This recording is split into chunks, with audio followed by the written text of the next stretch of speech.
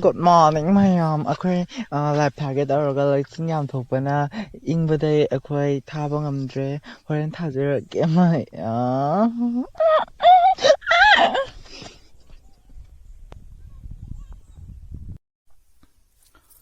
Hello mayam ꯑꯍꯥꯟꯕꯃꯛꯇꯗ ꯃꯌꯥꯝ ꯄꯨꯝꯅꯃꯛꯄꯨ ꯇꯔꯥꯝꯅ ꯑꯣꯛꯆꯔꯤ ꯑꯩꯈꯣꯏ ꯍꯟꯗꯛ ꯂꯥꯏ ꯍꯔꯥꯎꯕꯒꯤ ꯊꯧꯔꯝꯗ ꯑꯦꯟꯇꯔꯇꯦꯟꯃꯦꯟꯒꯤ ꯑꯣꯏꯅ ꯑꯩꯈꯣꯏꯅ ꯗꯥꯟꯁ ꯄꯔꯐꯣꯔꯃꯦꯟꯁ ꯎꯠꯆꯔꯨꯕꯗ ꯂꯥꯏꯖꯒꯤ ꯄꯔꯐꯣꯔꯃꯦꯟꯁꯇ ꯃꯌꯥꯝꯅ ꯀꯃꯦꯟ ꯀꯌꯥꯃꯔꯨꯝ ꯑꯃ ꯄꯤꯕꯤꯔꯛꯏ ꯑꯗꯨꯒꯤ ꯀꯃꯦꯟꯁꯤꯡ ꯑꯗꯨꯒꯤ ꯔꯤꯄ꯭ꯂꯥꯏ ꯄꯤꯖꯕ ꯑꯣꯏꯅ ꯑꯩꯈꯣꯏ ꯑꯍꯥꯟꯕ ꯑꯣꯏꯅ ꯚꯤꯗꯤꯑꯣꯗ ꯑꯩꯈꯣꯏ ꯃꯌꯥꯝꯒꯤ ꯀꯃꯦꯟ ꯔꯤꯄ꯭ꯂꯥꯏ ꯇꯧꯖꯒꯦ ꯀꯃꯦꯟꯒꯤ ꯔꯤꯄ꯭ꯂꯥꯏ ꯑꯁꯤꯗ ꯑꯃꯨꯛꯀ ꯍꯟꯅ ꯃꯌꯥꯝꯅ ꯑꯃꯨꯛ ꯀꯃꯦꯟ ꯇꯧꯕꯤꯔꯛꯀꯅꯦꯅ ꯈꯜꯂꯦ ꯑꯗꯨꯒ ꯑꯩꯈꯣꯏꯒꯤ ꯉꯁꯤꯒꯤ ꯀꯃꯦꯟꯁꯦ ꯌꯦꯡꯕ ꯍꯧꯖꯔꯒꯦ ꯑꯩꯅ ꯀꯃꯦꯟꯁꯦ ꯄꯥꯔꯛꯑꯒꯦꯀꯣ ꯅꯪꯅ ꯔꯤꯄ꯭ꯂꯥꯏ ꯄꯤꯔꯛꯑꯣ ꯑꯩꯁꯨ ꯑꯗꯨꯝ ꯌꯥꯎꯔꯛꯀꯦ ꯃꯌꯥꯝ ꯃꯤꯠꯌꯦꯡ ꯇꯥꯃꯤꯟꯅꯁꯤ ꯑꯩꯈꯣꯏꯒꯤ ꯑꯣꯖꯥ ꯅꯨꯡꯁꯤꯕꯤꯒꯤ ꯖꯒꯣꯏꯗꯤ ꯀꯗꯥꯏꯅꯣ ꯔꯥꯖꯤꯕ ꯁꯤꯡꯍ ꯑꯩꯉꯣꯟꯗ ꯍꯥꯏꯔꯛꯄ ꯃꯥꯜꯂꯤ ꯔꯥꯖꯤꯕ ꯅꯨꯡꯁꯤꯕꯤ ꯃꯇꯝ ꯆꯥꯅ ꯌꯥꯝ ꯅꯨꯡꯁꯤꯕꯒ ꯄꯣꯛꯑꯦ ꯍꯣꯏ ꯍꯣꯏ ꯃꯇꯨꯡꯗ ꯑꯩꯒꯤ ꯚꯤꯗꯤꯑꯣꯗꯤ ꯃꯌꯥꯝ ꯑꯃ ꯃꯃꯥꯡꯗ ꯎꯔꯝꯃꯅꯤꯍꯦ ꯑꯩꯒꯤ ꯑꯅꯧꯕ ꯃꯦꯝꯕꯔꯅꯤ ꯀꯩꯅꯣ ꯍꯣꯏ ꯊꯣꯏꯗꯤ ꯈꯨꯃꯟꯆꯥ ꯄꯥꯔꯛꯑꯒꯦꯀꯣ ꯑꯩꯗꯤ ꯁꯤꯔꯦꯗ ꯅꯣꯛꯄꯒꯤ ꯏꯃꯣꯖꯤ ꯑꯄꯩꯕ 52 ꯃꯄꯤ ꯇꯥꯕ 3 ꯃꯄꯤ ꯆꯣꯡꯊꯣꯛꯄꯒꯁꯨ ꯌꯥꯎꯔꯤꯀꯣ ꯌꯥꯏ ꯌꯥꯗꯕ ꯂꯩꯇꯦ ꯌꯥꯏ ꯋꯥꯎ ꯔꯤꯃꯤꯛ ꯗꯥꯟꯁ ꯑꯩꯗꯤ ꯁꯤꯔꯦꯗ ꯅꯣꯛꯄꯗꯥꯏ ꯀꯩ ꯍꯥꯏꯅꯤꯡꯉꯦ ꯀꯩꯅꯣ ꯁꯤꯕꯣ ꯁꯤꯖꯕ ꯃꯥꯏ ꯊꯣꯛꯄ ꯁꯤꯖꯕꯅꯤ ꯍꯤꯡꯕꯅ ꯑꯩꯈꯣꯏ ꯊꯣꯛꯄ ꯍꯤꯡꯖꯕꯅꯤ ꯀꯩꯅꯣ ꯊꯣꯏ ꯁꯤꯔꯝꯃꯣꯏꯍꯦ ꯁꯤꯔꯦꯗ ꯅꯣꯛꯄꯗ ꯁꯤꯔ ꯀꯃꯥꯏꯅ ꯂꯩꯕꯤꯔꯛꯇꯣꯏꯅꯣ ꯅꯪ ꯉꯥꯡꯒꯅꯨ ꯇꯥꯅꯤꯡꯗꯦ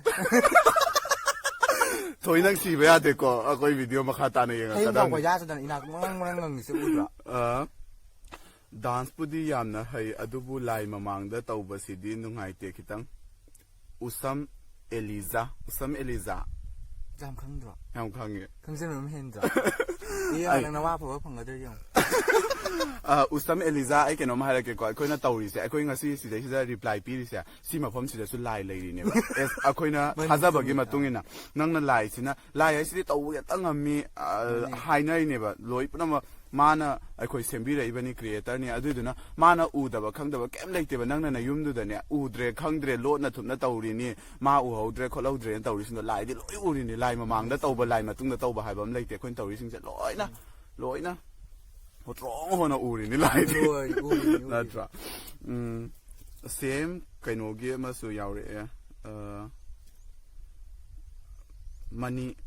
ꯃꯅꯤ ꯁꯅꯥ ꯇꯣꯡꯕ꯭ꯔꯝ ꯀꯩꯅꯣ ꯂꯥꯏꯃꯥꯡꯁꯤꯗ ꯅꯥꯅ ꯑꯥꯏꯌꯦ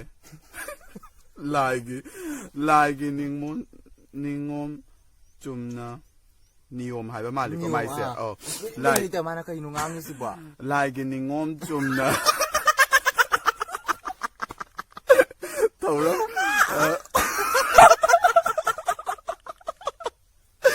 ꯅꯤꯉꯣꯝ ꯆꯨꯝꯅ ꯊꯧꯔꯝ ꯇꯧꯍꯟꯅꯤꯡꯉꯤ ꯂꯥꯏ ꯊꯧꯔꯝ ꯂꯣꯏꯔꯒ ꯇꯧꯒꯦꯁꯨ ꯇꯧ ꯌꯥꯏ ꯁꯤꯗꯤ ꯈꯔ ꯅꯨꯡꯉꯥꯏꯖꯗꯦ ꯑꯃꯥꯏꯕꯤꯁꯤꯡꯅ ꯌꯥ ꯇꯧꯔꯤꯕ꯭ꯔꯥ ꯀꯩꯅꯣ ꯌꯥ ꯇꯧꯔꯤꯕꯅꯦ ꯍꯣꯏ ꯃꯥꯅ ꯄꯩꯁꯥ ꯊꯥ ꯆꯪꯉꯛꯏ ꯃꯥꯅꯦ ꯀꯩꯅꯣ ꯂꯥꯏꯒꯤ ꯅꯈꯣꯅꯦ ꯃꯥꯅ ꯄ꯭ꯔꯣꯒ꯭ꯔꯥꯝ ꯂꯣꯏꯔ ꯇꯧꯕ ꯍꯥꯏꯁꯦ ꯃꯤ ꯂꯣꯏ ꯑꯃꯈ꯭ꯔꯦ ꯑꯩ ꯊꯣꯛꯄ ꯑꯃ ꯁꯥꯎꯔꯣꯏ ꯑꯗꯨꯗꯤ ꯌꯨꯝꯗꯁꯨ ꯁꯨꯝ ꯁꯥꯏ ꯅꯠꯇ꯭ꯔꯥ ꯌꯨꯝꯗꯁꯨ ꯁꯨꯝ ꯁꯥꯏ ꯌꯦꯡꯕ ꯂꯥꯛꯅꯤꯡꯉꯁꯤ ꯂꯥꯛꯑꯣ ꯀꯅꯥꯗꯅꯤ ꯃꯅꯤ ꯁꯅꯥ ꯅꯪꯅ ꯑꯩꯈꯣꯏ ꯌꯦꯡꯕꯤꯔꯤꯁꯦ ꯑꯣꯟꯊꯣꯛꯅ ꯐꯔꯦ ꯅꯦꯠꯇꯒꯤ ꯈꯔ ꯂꯣꯏꯔꯝꯒꯅꯤ ꯊꯦꯡꯀ꯭ꯌꯨ ꯌꯦꯡꯕꯤꯕꯒꯤꯀꯣ ꯑꯗꯣ ꯀꯩꯅꯣꯅꯦ ꯑꯣꯏꯔꯝꯖꯔꯤ ꯍꯥꯏꯗꯤ ꯀꯩꯅꯣ ꯃꯥ ꯍꯥꯏꯗꯨꯕꯣ ꯂꯥꯏꯒꯤ ꯈꯪꯗꯦ ꯂꯥꯏꯒꯤ ꯇꯣꯉꯥꯝ ꯈꯪꯗꯦꯗ ꯉꯥꯎꯁꯟꯅꯔꯤꯗꯤ ꯃꯣꯏꯅ ꯑꯗꯨ ꯑꯉꯥꯎꯕ ꯃꯥꯜꯂꯤ ꯂꯥꯏ ꯍꯔꯥꯎ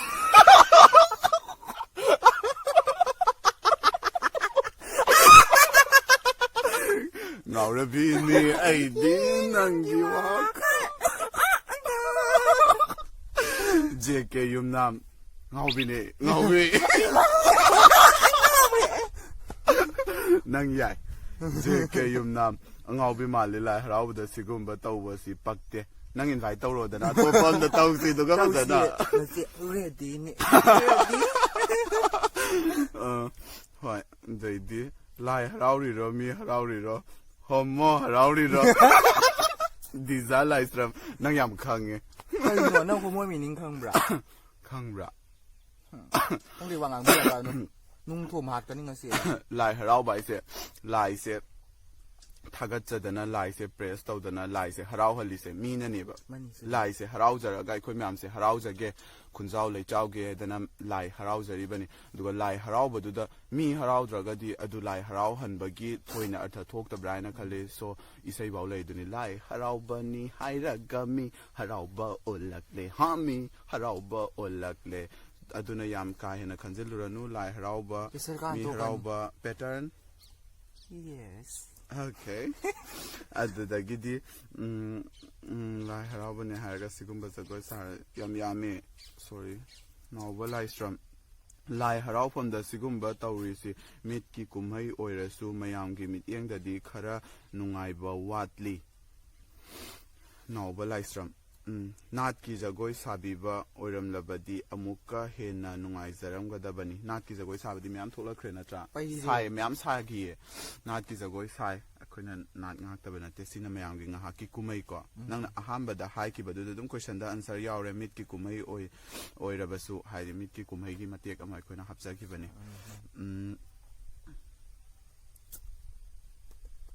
Nares Kangimbam Kitron.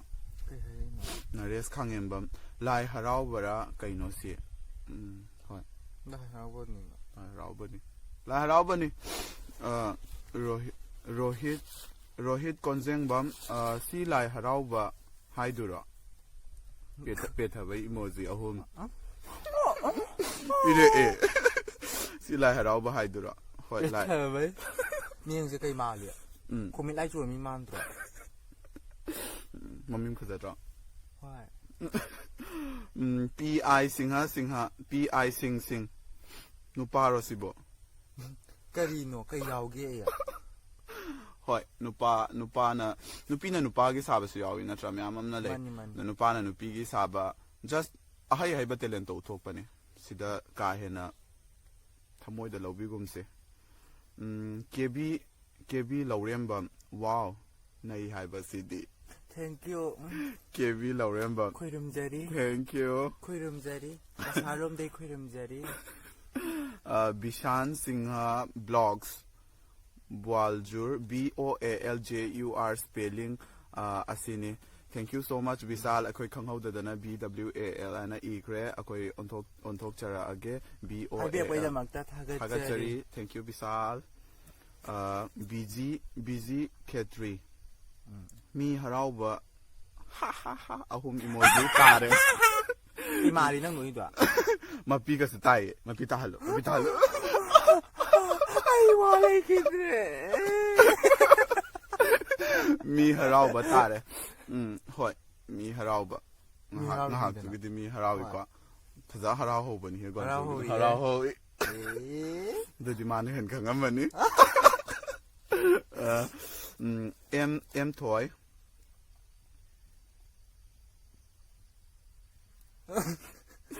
Kaya ano kang de. O daure mai do. M toy ni ba ko. O daure mai do. Kan mai do kan 2 dot taret nipan 3 dot ani 4. Kaya ano si ba? Ma to mag to haraman ni tudi. Kang sorry M toy bab ta dre ko.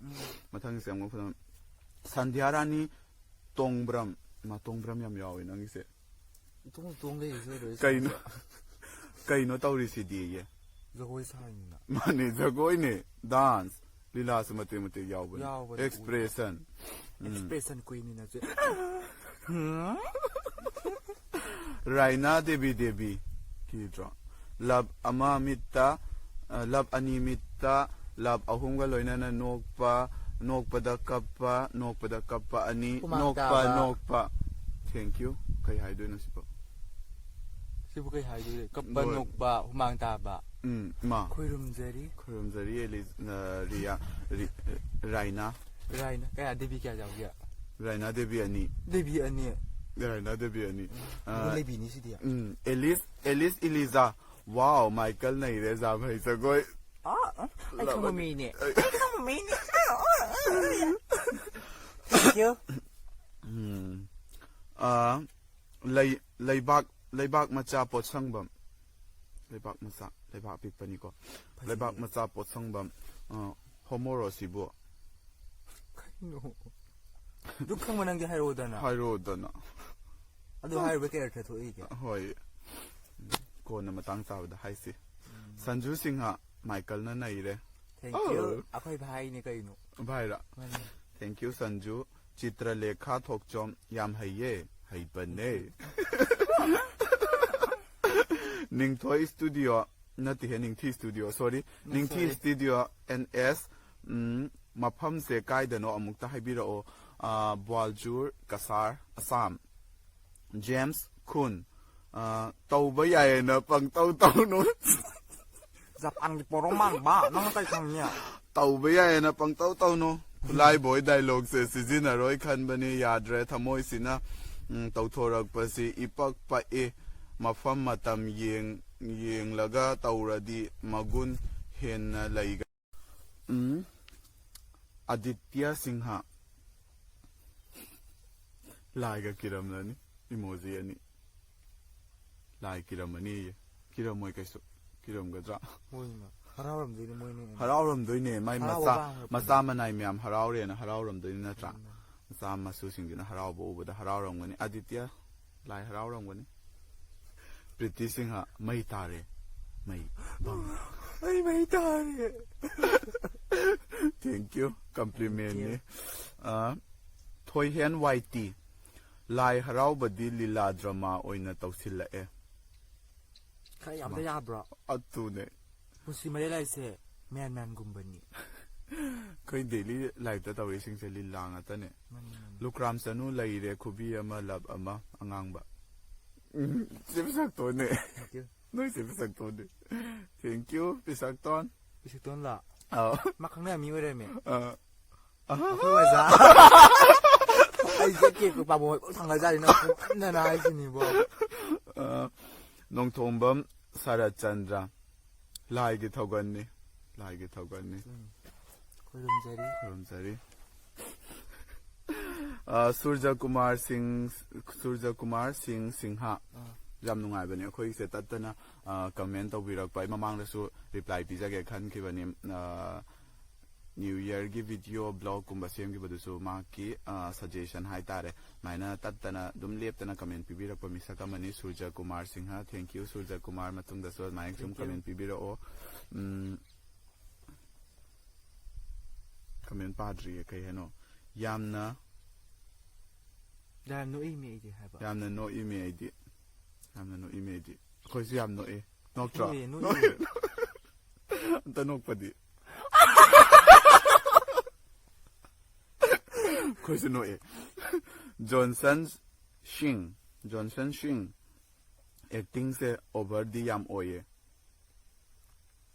miss over ta dro ban da over oy traga di ko mayam na yeng ba do nungai ro jaba Suja Kumar Singha aina hydra ang kong tawra may comment yame masibu masagi do na tro masagi ID khangba anu mi te to do ma ba audition pi ba do mani audition pi ki ba do ni no amado audition pi ki ba do ni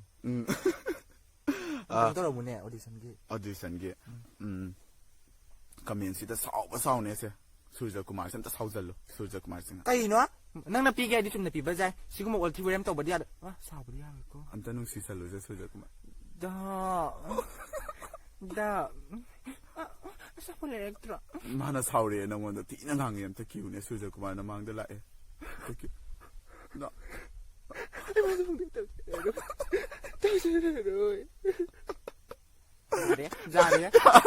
yare sai da loi sa lasi Kamaljit Posangbam lai mamang si da Michael nangi anik PC di loi de he ꯀꯩꯅꯣ ꯅꯪꯕꯨ ꯑꯩꯒꯤ ꯏꯌꯥꯝꯕꯒꯨꯝꯕ ꯅꯠꯇ꯭ꯔꯣ Kamaljit Purit Sabam, sorry, Kamaljit Purit Sabam, Lai Mamang Sida Michael Gi Nikpase, Adum Nikpani. ꯀꯩꯅꯣ ꯑꯩꯗꯤ ꯍꯥꯟꯅꯗꯩ ꯈꯪꯉꯤꯗꯨꯅꯤ ꯅꯣꯏꯅ Priyanka Yanglem, Lai Harauri Ronoi Sibo, Asuk Yam Usitaba Umang Lai Haraubada, Sigumba Tauhaningde. Sigumba Isai Dagi, Lila Dagi, Kaidagi, compose ꯇꯧꯔꯛꯏꯕ ꯃꯤꯁꯤꯡꯗꯣ ꯃꯈꯣꯏꯗꯨꯁꯨ ꯂꯥꯏꯒꯤ ꯃꯆꯥ ꯉꯥꯛꯇꯅꯤ ꯂꯥꯏꯅ ꯁꯦꯝꯕꯤꯔꯛꯄ ꯉꯥꯛꯇ ꯑꯩꯈꯣꯏꯁꯤꯁꯨ ꯂꯥꯏꯅ ꯁꯦꯝꯃꯛꯄꯅꯤ ꯑꯗꯨꯒ ꯑꯩꯈꯣꯏꯅ ꯑꯃꯨꯛ ꯍꯟꯅ ꯂꯥꯏꯁꯦ ꯄ꯭ꯔꯦꯁ ꯇꯧꯔꯒ ꯍꯔꯥꯎꯖꯍꯟꯕꯅꯤ ꯎꯁꯤꯠꯇꯕ ꯀꯩꯃꯇ ꯅꯠꯇꯦꯀꯣ ꯑꯩꯈꯣꯏꯅ ꯉꯁꯤ ꯉꯥꯡꯖꯔꯤꯕ ꯆꯠꯆꯔꯤꯕ ꯁꯛꯆꯔꯤꯕ ꯁꯥꯖꯔꯤꯕ ꯄꯨꯝꯕꯁꯦ ꯂꯥꯏꯒꯤ ꯊꯧꯖꯥꯟꯗꯒꯤ ꯃꯄꯨꯒꯤ ꯊꯧꯖꯥꯟꯗꯒꯤꯅꯤ ꯑꯗꯨꯏꯗꯨꯅ ꯑꯩꯈꯣꯏꯅ ꯎꯁꯤꯠꯇꯕ ꯀꯩꯃꯇ ꯈꯟꯖꯈꯤꯗꯦ ꯑꯩꯈꯣꯏꯗꯤ ꯑꯦꯟꯇꯔꯇꯦꯟꯃꯦꯟꯒꯤ ꯑꯣꯏꯅ ꯇꯧꯖꯕꯅꯦꯕ ꯑꯗꯨꯏꯗꯨꯗ ꯎꯁꯤꯠꯇꯕꯒꯤ ꯋꯥꯐꯝ ꯀꯩꯃꯇ ꯂꯩꯖꯗꯦ ꯑꯗꯨꯃꯥꯏꯅ ꯎꯕꯤꯔꯒꯗꯤ ꯄ꯭ꯔꯤꯌꯥꯡꯀꯥ ꯌꯥꯡꯂꯦꯝ ꯉꯥꯛꯄꯤꯌꯨ ꯍꯥꯏꯖꯔꯤ ꯑꯗꯨꯒ ꯑꯩꯈꯣꯏꯅ ꯎꯃꯪ ꯂꯥꯏ ꯎꯁꯤꯠꯇꯕꯗꯤ ꯀꯩꯃꯇ ꯂꯩꯈꯤꯗꯦ ꯑꯩꯈꯣꯏꯗꯤ ꯖꯁ ꯄꯔꯐꯣꯔꯝ ꯇꯧꯖꯕꯅꯤꯀꯣ ꯁꯨꯟꯗꯔꯤ ꯐꯤꯖꯝ ꯗꯥꯟꯁ ꯌꯥꯝ ꯍꯩꯌꯦ ꯊꯦꯡꯛ ꯌꯨ ꯑꯊꯣꯏ ꯅꯤꯡꯊꯧꯖꯥ ꯌꯥꯝ ꯍꯩ ꯊꯦꯡꯛ ꯌꯨ ꯅꯥꯎꯇꯣꯟ ꯑꯣꯟꯂꯤ ꯅꯣꯛꯇ ꯅꯣꯛꯑꯝꯃꯦ ꯁꯨꯃꯥꯏꯅ ꯇꯧꯔꯦ ꯊꯣꯏ ꯈꯨꯟꯁ ꯋꯥꯎ ꯌꯦꯡꯕꯒꯤ ꯄꯦꯟꯕ ꯅꯥꯏꯗ꯭ꯔꯦ ꯅꯥꯏꯁ ꯊꯃꯣꯏ ꯅꯨꯡꯉꯥꯏꯌꯦ ꯅꯣꯏꯒꯨꯝꯕ ꯈꯪꯕ ꯂꯩꯔꯛꯄꯁꯤꯅꯦꯀꯣ ꯑꯗꯨꯅ ꯑꯩꯈꯣꯏ ꯃꯇꯨꯡꯒꯤ ꯄꯥꯡꯒꯜ ꯑꯣꯏꯖꯒꯗꯣꯏꯅꯤ ꯑꯩꯈꯣꯏ ꯃꯇꯨꯡꯗ ꯑꯃꯨꯛ ꯁꯨꯃꯥꯏꯅ ꯚꯤꯗꯤꯑꯣ ꯑꯅꯧ ꯑꯅꯧꯕ ꯁꯦꯝꯃꯛꯄꯒꯤ ꯑꯗꯨꯃꯥꯏꯅ ꯑꯗꯨꯝ ꯁꯞꯄꯣꯔꯠ ꯇꯧꯕꯤꯌꯨ ꯃꯤꯅꯔꯚꯥ ꯋꯥꯡꯖꯝ ꯌꯥꯝ ꯍꯩꯌꯦ ꯂꯞ ꯑꯍꯨꯝ ꯇ꯭ꯔꯤꯡ ꯊꯦꯡꯛ ꯌꯨ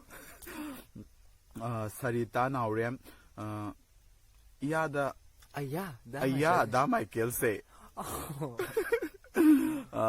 ꯑꯕꯨꯡ ꯂꯩꯆꯣꯝꯕꯝ ꯅ꯭ꯌꯨ ꯁꯕꯁꯀ꯭ꯔꯥꯏꯕꯔ ꯅꯩꯈꯤ ꯍꯩꯔꯦꯍꯦ ꯊꯦꯡꯛ ꯌꯨ ꯅ꯭ꯌꯨ ꯁꯕꯁꯀ꯭ꯔꯥꯏꯕꯔ ꯑꯅꯨ ꯂꯥꯏꯁ꯭ꯔꯝ ꯉꯥꯎꯔꯦ ꯑꯩꯁꯨ ꯉꯥꯎꯔꯤꯅꯤꯀꯣ ꯃꯅꯤꯁꯅꯥ ꯃꯣꯏꯔꯥꯡ ꯂꯥꯏꯛ ꯍꯥꯟꯅ ꯅꯝꯃꯦꯍꯦ ꯁꯤꯗꯤ ꯃꯥꯏꯀꯜ ꯅꯩꯔꯦꯍꯦ thank you CH Ruhina wow ꯑꯩꯒꯤꯁꯨ like thank you Rishi Kumar ꯅꯣꯡꯊꯣꯝꯕꯝ ꯌꯥꯝꯅ ꯍꯩ ꯑꯗꯨꯕꯨ ꯂꯥꯏ ꯍꯔꯥꯎꯐꯝꯗ ꯁꯨꯃꯥꯏꯅ ꯇꯧꯔꯝꯕꯁꯤꯗꯤ ꯈꯤꯇꯪ ꯅꯨꯡꯉꯥꯏꯖꯗꯦ ꯅꯥꯠꯀꯤ ꯑꯣꯏꯕ ꯖꯒꯣꯏ ꯑꯣꯏꯔꯝꯂꯕꯗꯤ ꯍꯦꯟꯅ ꯅꯨꯡꯉꯥꯏꯖꯒꯅꯤ ꯊꯦꯡꯛ ꯌꯨ ꯅꯥꯠꯀꯤꯁꯨ ꯌꯥꯎꯗ꯭ꯔꯦ ꯌꯥꯎꯋꯦ ꯑꯗꯨꯒ ꯑꯩꯈꯣꯏꯅ ꯑꯣꯔꯒꯅꯥꯏꯖꯤꯡ ꯀꯃꯤꯇꯤꯒꯤ ꯑꯌꯥꯕꯒꯤ ꯃꯇꯨꯡ ꯏꯟꯅ ꯑꯩꯈꯣꯏꯅ ꯇꯧꯖꯈꯤꯕꯅꯤ ꯑꯗꯨꯒ ꯀꯥ ꯍꯦꯟꯅ ꯍꯥꯏꯗꯤ ꯀꯥꯏꯗꯕ꯭ꯔꯥ ꯍꯥꯏꯅꯁꯨ ꯈꯜꯂꯤ ꯀꯩꯒꯤꯅꯣ ꯍꯥꯏꯗꯤ ꯃꯌꯥꯝ ꯄꯨꯝꯅꯃꯛ ꯍꯔꯥꯎꯔꯒ ꯉꯥꯏꯍꯥꯛꯀꯤ ꯑꯣꯏꯅ ꯑꯦꯟꯇꯔꯇꯦꯟꯃꯦꯟ ꯃꯇꯨꯡꯗ ꯑꯃꯨꯛ ꯁꯥꯎ ꯍꯥꯏꯅ ꯋꯥꯟꯁ ꯃꯣꯔ ꯀꯥꯏꯅ ꯑꯦꯄ꯭ꯔꯤꯁꯤꯌꯦꯠ ꯇꯧꯕꯤꯔꯛꯏ ꯑꯗꯨ ꯑꯍꯜ ꯂꯃꯟꯁꯤꯡꯅ ꯐꯥꯎꯗ ꯌꯦꯡꯕ ꯌꯥꯝ ꯅꯨꯡꯉꯥꯏꯌꯦꯅ ꯑꯦꯄ꯭ꯔꯤꯁꯤꯌꯦꯠ ꯇꯧꯔꯛꯑꯦ ꯑꯗꯨ ꯌꯥꯝ ꯀꯥꯏꯗꯕ꯭ꯔꯥ ꯍꯥꯏꯅꯗꯤ ꯈꯜꯂꯤ ꯑꯗꯨꯒ ꯃꯌꯥꯝꯅ ꯌꯦꯡꯕꯗ ꯅꯨꯡꯉꯥꯏꯇ꯭ꯔꯒꯗꯤ ꯔꯤꯁꯤ ꯀꯨꯃꯥꯔ ꯅꯣꯡꯊꯣꯡꯕꯝ ꯁꯣꯔꯤ ꯉꯥꯛꯄꯤꯒꯅꯤ ꯍꯨꯌꯥꯝ ꯔꯣꯍꯤꯠ ꯃꯩꯈꯨ ꯇꯥꯔꯦꯍꯦ ꯁꯨꯔꯖ ꯀꯨꯃꯥꯔ ꯁꯤꯡꯍ ꯑꯃꯨꯛ ꯄꯤꯔꯛꯑꯦ ꯅꯣꯛꯄꯒꯤ ꯏꯃꯣꯖꯤ 30-40 ꯑꯃꯨꯛ ꯄꯤꯔꯛꯑꯦ ꯑꯗꯨꯒ ꯈꯨꯕꯤ 7-9 ꯑꯃꯒ ꯊꯥꯡꯒꯠꯂꯛꯑꯒ ꯁꯤꯔꯦ ꯑꯩ ꯀꯩꯅꯣ ꯍꯥꯏꯁꯤꯕ ꯑꯩꯈꯣꯏꯅ ꯍꯧꯖꯤꯛ ꯂꯩꯔꯤꯁꯦ ꯄꯨꯔꯥ ꯒ꯭ꯔꯤꯅꯔꯤꯅꯤꯀꯣ ꯄꯨꯔꯥ ꯇꯨꯔꯦꯜ ꯃꯄꯥꯟꯅꯤ ꯒ꯭ꯔꯤꯅꯔꯤ ꯅꯨꯡꯁꯤꯖꯥꯠꯅꯤ ꯈꯔꯣꯏꯒ ꯃꯌꯥꯝ ꯂꯩ ꯆꯦꯆꯥ ꯑꯗꯩ ꯎꯁꯨ ꯐꯖꯩꯌꯦ ꯑꯗꯩ ꯎꯁꯦ ꯐꯖꯩ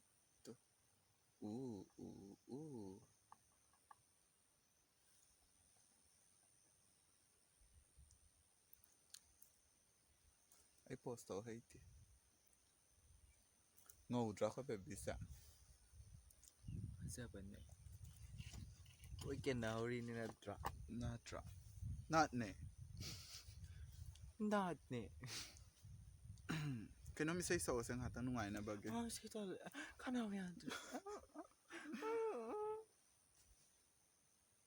ꯅꯪꯗꯤ ꯏꯁꯩ ꯁꯛꯄ ꯌꯥꯝ ꯍꯩꯗꯥꯏꯅꯦ ꯀꯥꯏꯗꯩꯅꯣ ꯕꯦꯠ ꯀꯣꯃꯦꯟ ꯌꯥꯝ ꯄꯤꯕꯤꯔꯛꯇꯅ ꯇꯣꯛꯀꯅꯤ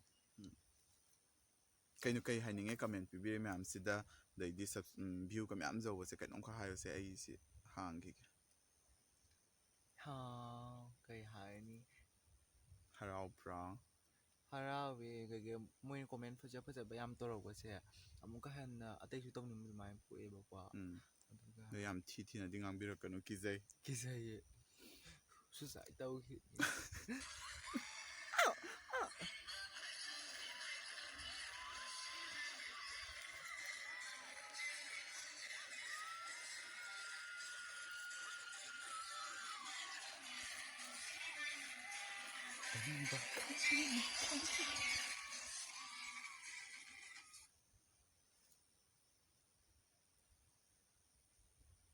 Ima. What is this behavior?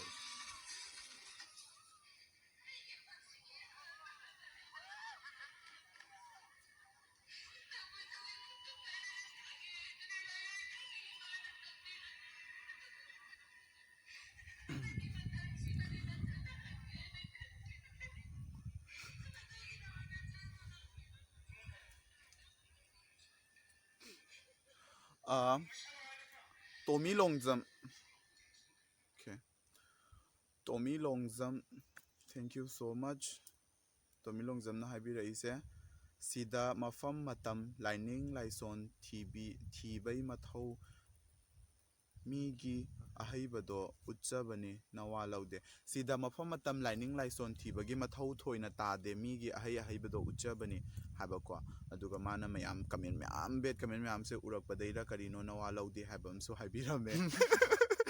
Thank you. Tommy Longzam, thank you so much. Asumaina mayam punamok se bhab taminaragadi yamna nungaigadabani haidi hoi mafam matam khajigi yengbabudi mathau tai adu oiragasu sumaina harau kumaini harauba lai harauba and haraubam su yauribani sumai harau kumai sida mai gi ahaiba talent ado uthok chabani bako aduna thoina mawa mathau tade na habirakpani Tommy Longzam, thank you so much. Ngasigi oinadi comment sing ase akhoi marak satkrabra khangde yauhodabra mi watbra khangde ko comment yam yame lesu ngasigi oinadi matang size loisalase comment mayam ki pibirakpa comment to akoina video da oina reply hanjare duka mayam na soi khilan ki ba kya yaur basu ngakpi gani duka matung tabada so adumak support tawbiu haina haijaba galoina na Amadi akui channel sibo like share subscribe na chingba tawbiu hojikpo haidi mayam phangnei ba ko yengdi sum yengba duka subscribe ko di tawdaba dumai tawba yaroi ko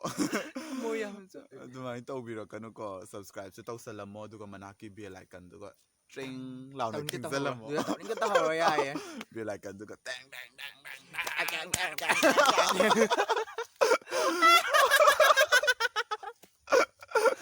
mayam, thank you so much and bye bye, happy Monday.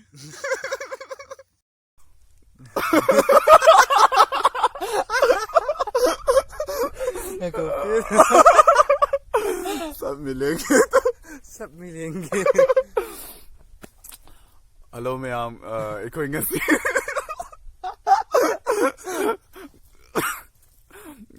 oh semo kitang ko menu mo jaw wala na is anita bo si yaw ra ni on so ra di koi nahan ge laiza ge jagoi khoi laiza so na ma ko so ko dance performance ta akoina ha mayam entertain taunabagi perform tawjagiba duda mayamna pibirakpa comment singa do ikoi ngasi video ina mayamda reply pinanaba hotna jake masida mayam thoina henjina thamoida lausin begano ikoi sum just mayam na birakpa comment to ikoi sum hanjana na ba hotna jabani. Okay.